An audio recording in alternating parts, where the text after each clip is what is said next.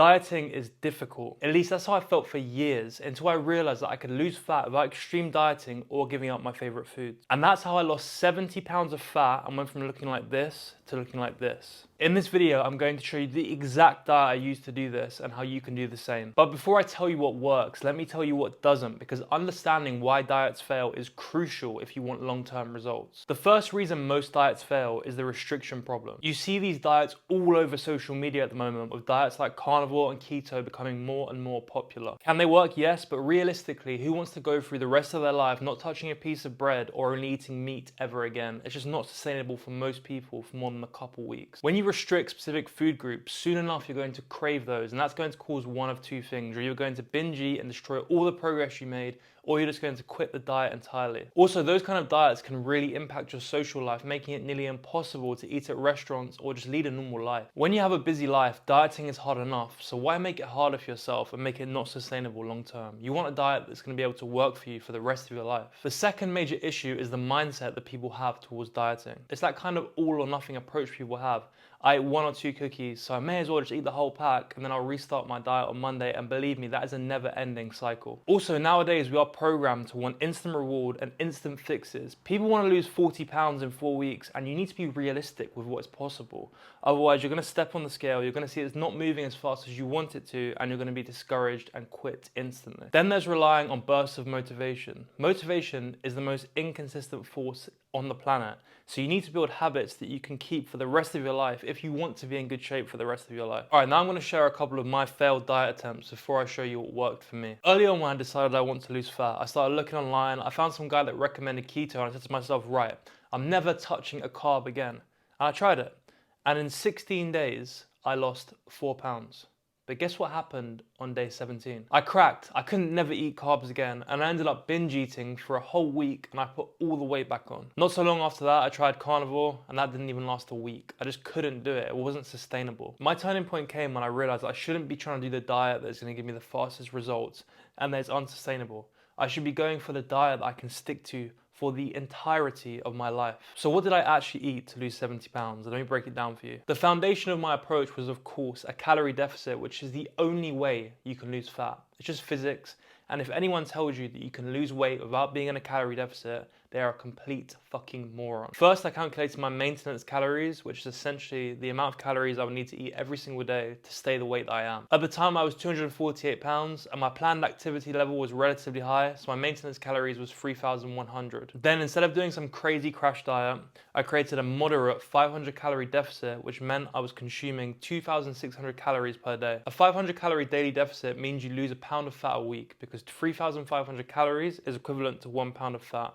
This way it's sustainable, you aren't going to crash your metabolism or your energy levels. I also made sure I prioritized protein, because this way I wouldn't lose any muscle mass whilst being in a deficit. I aim for around 1 gram of protein per pound of my target body weight, which at the time was 200 pounds. That way I felt fuller for longer, and to be honest, I never actually really felt hungry. For tracking, I use MyFitnessPal, and yes, you need to track. This is a temporary thing that you need to do at first, because believe me, you have no idea how many calories are in the food that you're eating if you've never tracked before. Once you've done this for a period of time, you will develop this like laser vision where you could just look at a plate and pretty much work out how many calories are in it, so you don't really need to track after a while, but at first it's essential. As my weight dropped, I'd recalculate my calorie intake around every 10 to 15 pounds. This is something a lot of people forget, but when you're becoming lighter, your body needs less calories eventually. When it comes to food selection, here's where my approach differs slightly. I stuck to the 80-20 rule. So around 80% of my diet came from nutrient-dense, non-processed foods like chicken, beef, fish, vegetables, and fruit, and 20% literally whatever I wanted. I didn't make any food off limits, as long as I ate it in moderation and it fit in my daily calorie target. So I was regularly eating foods like pizza, ice cream, and burgers. That part is absolutely crucial for sustainability. As soon as you say to yourself you can never eat a certain food again,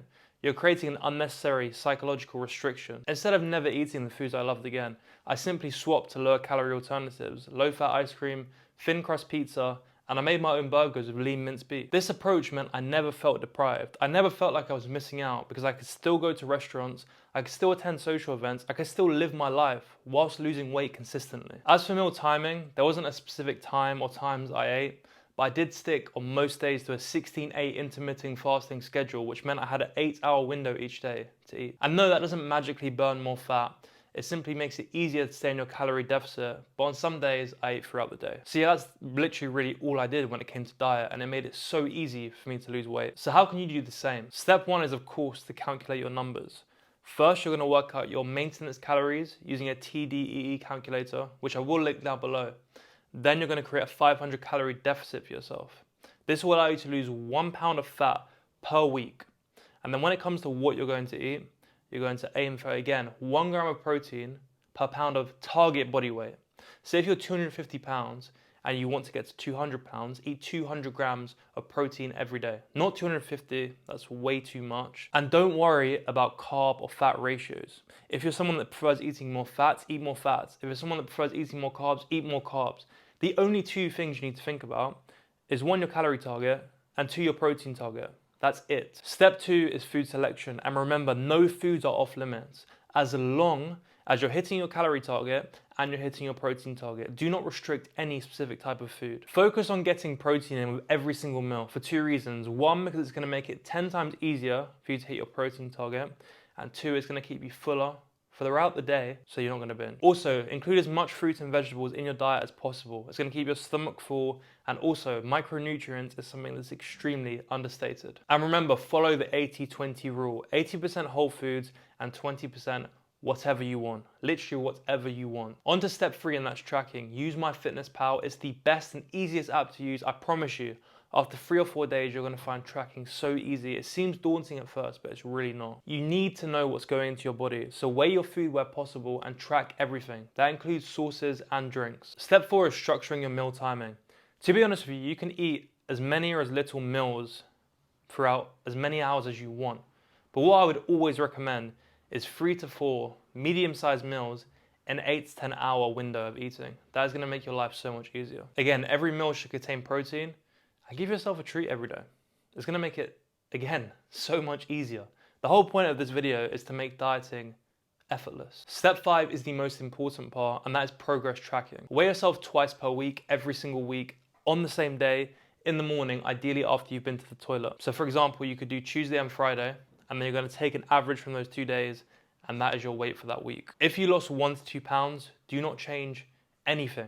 But if you lost less than 1 pound, you need to lower your calorie intake by 100 calories. If you lost 1 to 2 pounds that week, do not change anything.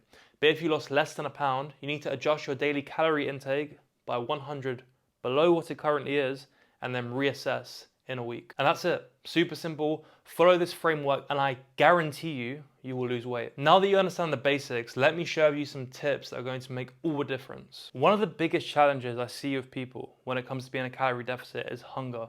So the solution to that is volume eating. That simply means focus on foods that give you the lowest calories for the highest volume. For example, instead of eating a small bowl of cereal, which is going to be around 400 calories, eat a massive bowl of low-fat Greek yogurt and blueberries, which is going to be 250 calories. Or instead of eating a massive bowl of pasta, opt for a lean protein source, a mountain of vegetables, and a small portion of pasta. Volume eating like that was a game changer for me because it meant I never felt deprived. My plates were stacked to the brim, but I was actually eating fewer calories than I ever had before. Your environment will make or break your diet. So what I did personally was remove all my trigger foods from my kitchen and replace them with better options. Instead of regular ice cream, I had low-fat ice cream. Instead of crisps, I had popcorn. Instead of full-fat drinks, I had low-calorie drinks. When eating out, I choose restaurants that had lower calorie options. And when I was out shopping, I would avoid the aisles with all the shit food. Remember, if it isn't there, you can't eat it. And then the most important factor is accountability. When I tried to lose weight on my own, I'd stick to it for a couple weeks, but then I'd always end up relapsing. And why? Because I didn't tell anyone I was trying to lose weight. The only person I was letting down was myself. But that all changed when I announced to everyone, family and friends, that I was trying to lose weight. Not only that, but I had a friend come on the same journey with me and we kept each other accountable. We checked in with each other, we called each other, we checked each other's food logs, and both our consistencies and progress went through the roof. Accountability provides structure, guidance, and most importantly, it stops you from quitting when your motivation dips and you feel like giving up. Whether it's a coach, a supportive friend, or a community that are trying to do the same thing as you, find people to keep you accountable.